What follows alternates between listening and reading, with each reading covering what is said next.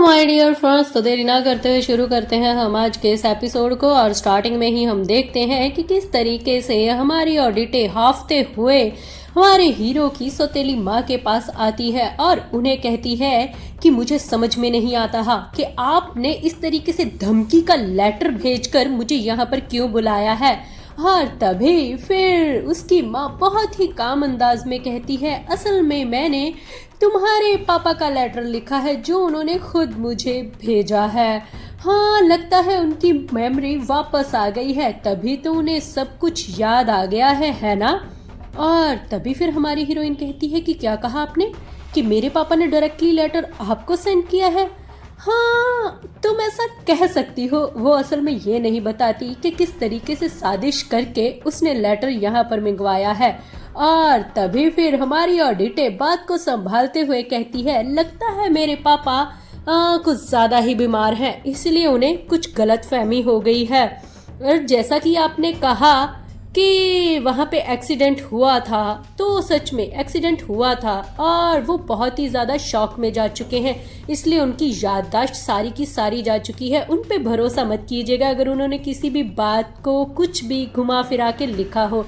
और तभी उसकी माँ एटीट्यूड दिखाते होती कहती है कि अच्छा, इसका मतलब उन्होंने जो कहा वो सब कुछ गलत है। हाँ, तभी फिर हमारी हीरोइन कहती है, देखिए आप मुझे और मेरी बहन को धमकी देना बंद कर दीजिए, क्योंकि एक मेंटली इंसान के हालात को आप अच्छे से समझ सकती हैं कि वो किस तरीके से सरवाइव करता है और उसकी बातों पे भरोसा नहीं किया जाता। हाँ, और अब अगर आपके पास कुछ नहीं बचा है तो मैं यहाँ से वापस चलती हूँ। और तभी फिर वो अजीब सा एटीट्यूड दिखाते हुए मैडम क्लाउविट्स कहती हैं कि तुम्हें नहीं लगता कि तुम्हारे लिए तुम्हारा ये एटीट्यूड इस वक्त तुम्हें मुसीबत में डाल सकता है। और तभी हमारी हीरोइन एक पल के लिए वहाँ पर रुककर सोचती है कि नहीं, मुझे इस औरत के साथ कोई भी चीज़ में भागीदारी नहीं लेनी है। और तभी फिर हमारी मिसेस क्लाउविट्स कहती हैं कि क्या तुम मैडम पालमेर को जानती हो?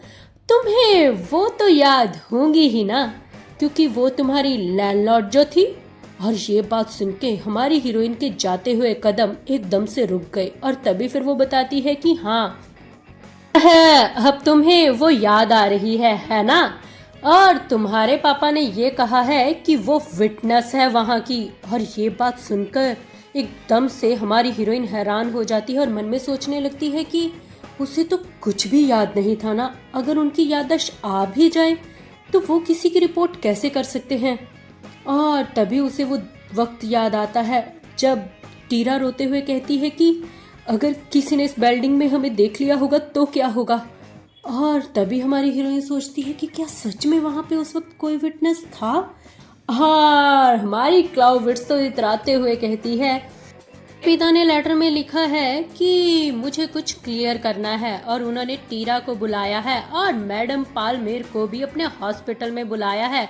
अगर तुम यहाँ से चुपचाप निकल जाओगी तो मुझे लगेगा कि तुम्हें इन सब चीज़ों से कोई प्रॉब्लम नहीं है और मैं उन्हें भेज दूंगी। तुम एक बहुत ही निर्दयी बेटी हो, यही कह सकते हैं। तो मुझे तो कुछ ना कुछ बीच में करना ही होगा ना। अगर तुम डिस्कशन नहीं करोगी तो बस्तियां और उसका नाम सुनते ही हमारी हीरोइन एक टेबल पर अपना हाथ मार देती है और फिर सोचने लगती है कि क्या सच में मेरे पापा की याददाश्त बिल्कुल वापस आ चुकी है। और वो एकदम से डर से गई थी। हाँ, तभी मैडम उसकी इस हालात को देखकर समझ जाती हैं। और तभी फिर वो कहती है कि लगता है कि अब तुम तैयार हो चुकी हो प्रॉपर बातचीत करने के लिए, तो चलो आराम से बैठकर बात करते हैं। हाँ, बस्तियां को तो अभी ये सारी चीज़ें पता नहीं है ना, तो छोड़ो, उसे बीच में क्यों लेकर आए। और वैसे भी उसे क्या पता है कि उसने एक ऐसी लड़की से शादी की है जो एक टाइम बॉम्ब है।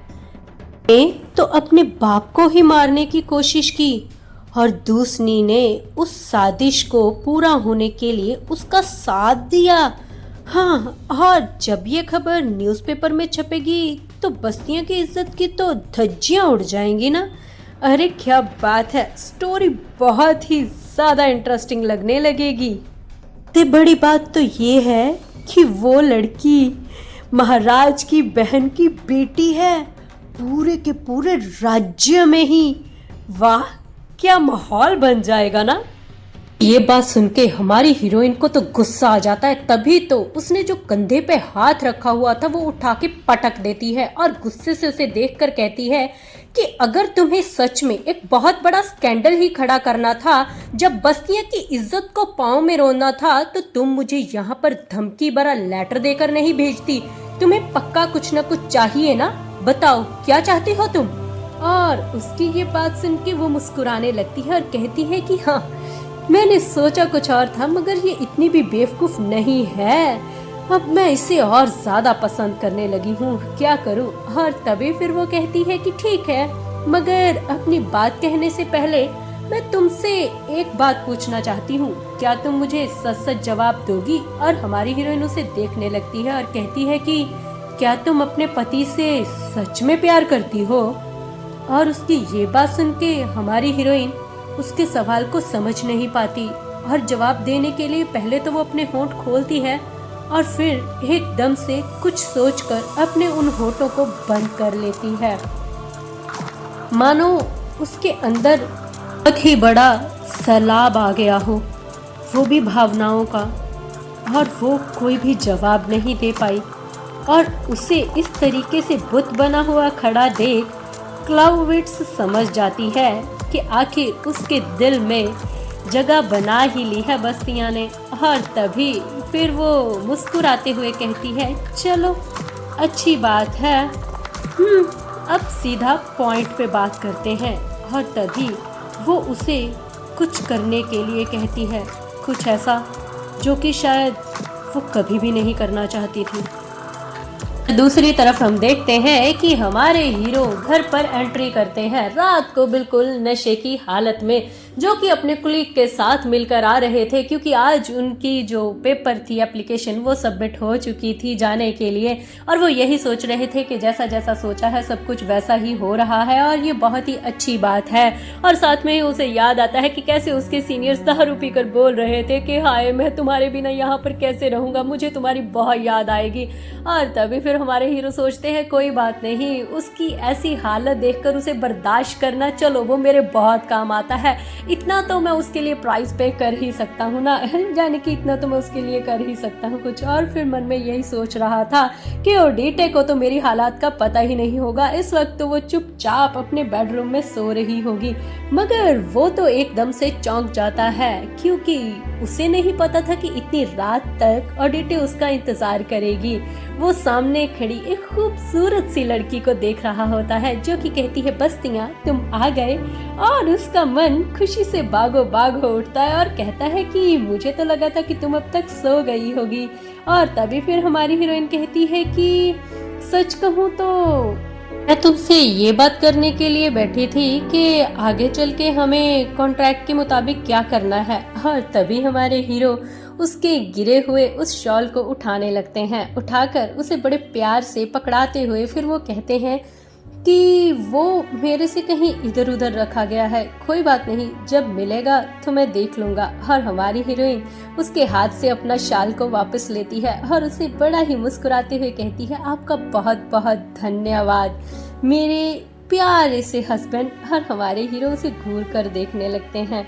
साथ ही हम इस स्टोरी को यहीं पे समाप्त करते हैं और जो अगला एपिसोड आने वाला है वो इसका फाइनल एपिसोड आने वाला है। मतलब ये कि इसका सीजन 2 भी खत्म हो चुका है, उसके बाद के जो नेक्स्ट पार्ट होंगे वो आपको अभी नहीं दिखने को मिलेंगे, क्योंकि जब तक ऑथर जो है वो स्टोरी को पब्लिश नहीं करता तो मैं अपनी मर्जी से स्टोरी को नहीं सुना पाऊंगी। प्लीज इस चीज को अंडरस्टैंड कीजिए।